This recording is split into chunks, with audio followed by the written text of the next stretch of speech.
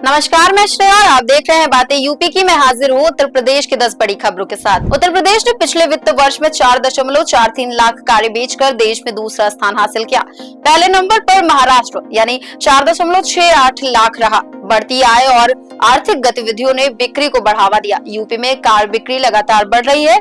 2022 से 2023 में 3.49 लाख, 2023 से 2024 में 3.96 लाख और अब 4.43 लाख। इलेक्ट्रिक वाहनों की बिक्री 3 साल में दोगुनी होकर 3.02 लाख पहुंच गई। दोपहिया वाहनों की मांग में भी 15% की बढ़ोतरी हुई, जबकि सीएनजी वाहन घटे। यूपी जल्द ही कार बिक्री में देश में पहले स्थान पर पहुंच सकता है।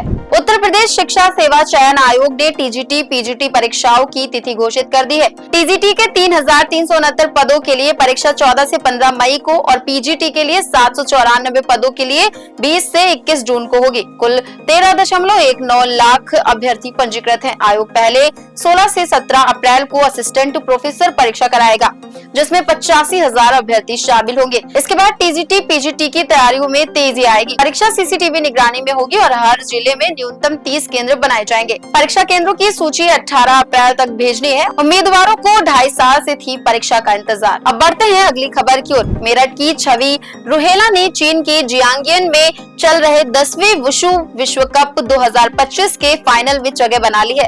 48 किलोग्राम वर्ग में पुर्तगाल के खिलाड़ी को हराकर उन्होंने भारत के लिए रजत पदक पक्का कर लिया है। अब वो फाइनल में वियतनाम की खिलाड़ी से भिड़ेंगी। सीआरपीएफ में हेड कांस्टेबल छवि ने पहले नेशनल गेम्स और खेलो इंडिया में भी गोल्ड मेडल जीता है। उनके कोच अमित पाल और छवि दोनों मेरठ के हैं। ये प्रदर्शन मेरठ और देश के लिए गर्व का विषय बना हुआ है। आपको बता दें कि वुशु खेल की एक शैली है जिसे सांडा या सेंशु कहा जाता है, जिसमें बगैर रस्सी वाले ऊंचे प्लेटफॉर्म पर कमर में लाइफ वेस्ट से लैस बॉक्सर्स बिना जूतों के एक दूसरे पर हमला करते हैं और अपने प्रतिद्वंदी को प्लेटफॉर्म से नीचे गिराकर अंक बटोरते हैं। लखनऊ के आईटीआई अलीगंज में टाटा मोटर्स द्वारा 1000 पदों के लिए बुधवार 9 अप्रैल सुबह 10 बजे से आईटीआई परिसर में निशुल्क जॉब फेयर शुरू किया गया। सभी सिलेक्टेड अभ्यर्थियों को टाटा मोटर्स लखनऊ प्लांट में ही तैनाती देगी। राजधानी के राजकीय और निजी आईटीआई के अभ्यर्थी रोजगार मेले में हिस्सा ले सकते हैं। सिलेक्टेड कैंडिडेट को 13,000 रूपए महीना वेतन, 10 किलोमीटर तक आने जाने की सुविधा, लंच और निःशुल्क यूनिफॉर्म मिलेगी। इसके अलावा 11 अप्रैल को मारुति सुजुकी भी 500 पदों के लिए भर्ती करेगी, जिसमें हाई स्कूल पास युवाओं को गुजरात प्लांट के लिए 2 साल का निःशुल्क प्रशिक्षण और 15,000 रूपए मानदेय दिया जाएगा।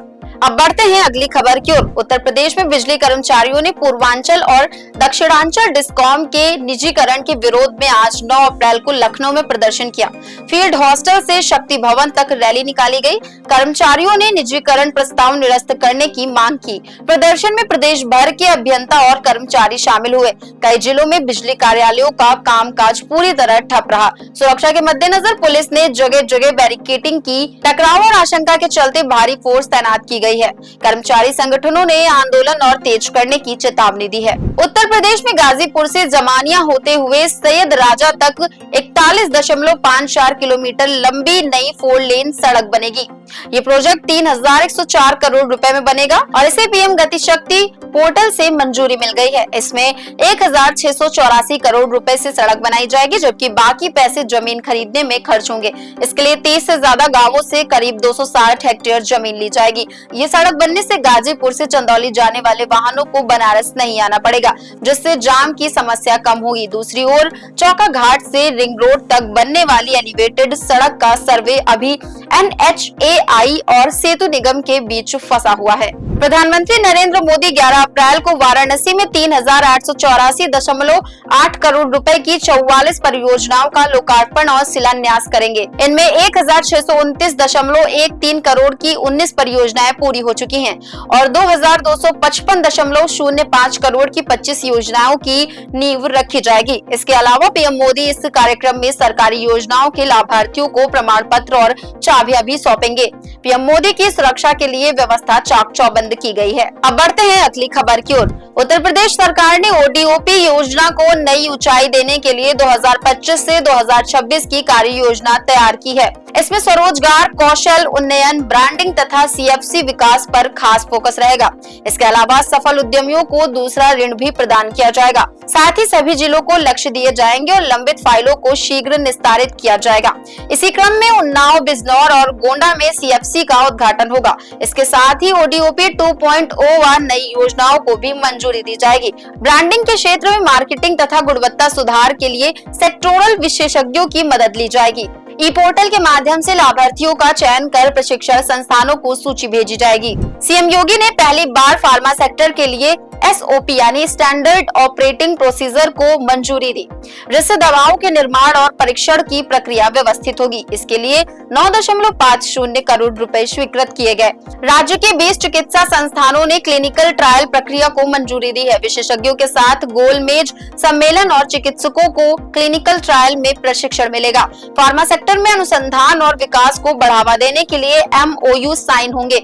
इस कदम से यूपी वैश्विक फार्मा केंद्र बनने की दिशा में अग्रसर होगा और रोजगार के अवसर बढ़ेंगे। अब चलते चलते एक नजर डाल लेते हैं उत्तर प्रदेश के मौसम की ओर। मार्च 2025 दुनिया का दूसरा सबसे गर्म महीना रहा। कोपरनिकस क्लाइमेट रिपोर्ट के अनुसार वैश्विक तापमान 14.06 डिग्री सेल्सियस दर्ज हुआ, जो औद्योगिक युग से 1.6 डिग्री सेल्सियस अधिक था। समुद्री सतह का तापमान 20.96 डिग्री सेल्सियस रहा, जिससे समुद्र भी तेजी से गर्म हो रहे हैं। भारत में हर साल औसतन 4.66 करोड़ लोग जलवायु आपदाओं से प्रभावित होते हैं। 2024 में गर्मी के कारण भारत में बिजली की मांग 10.4% बढ़ी, जिससे जीवाश्म ईंधन से बिजली उत्पादन और CO2 उत्सर्जन बढ़ा। वैश्विक गर्मी अब अर्थव्यवस्था और जीवन दोनों पर भारी असर डाल रही है। तो ये थी दिन भर की 10 बड़ी खबरें। ऐसी ही खबरों को देखने के लिए देखते रहें और करते रहें बातें यूपी की। धन्यवाद।